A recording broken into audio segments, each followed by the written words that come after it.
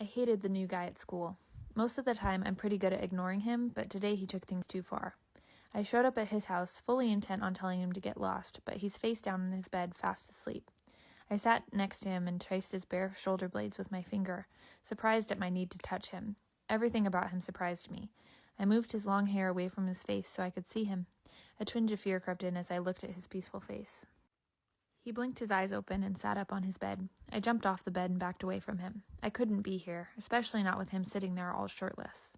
He'd kissed me earlier, and I came over here to tell him that it could never happen again, but now that I was here, I couldn't remember why. Oh yeah, because he was a complete Neanderthal who didn't take no for an answer. He glanced down at himself and then raised an eyebrow at me. I shook my head, and he just gave me a crooked grin. He dug into a pile of clothes on the floor. I sat on the edge of the bed.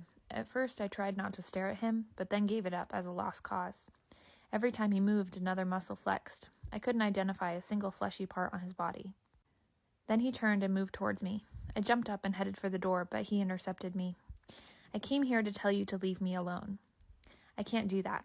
I'm the Dragon King, and you are mine.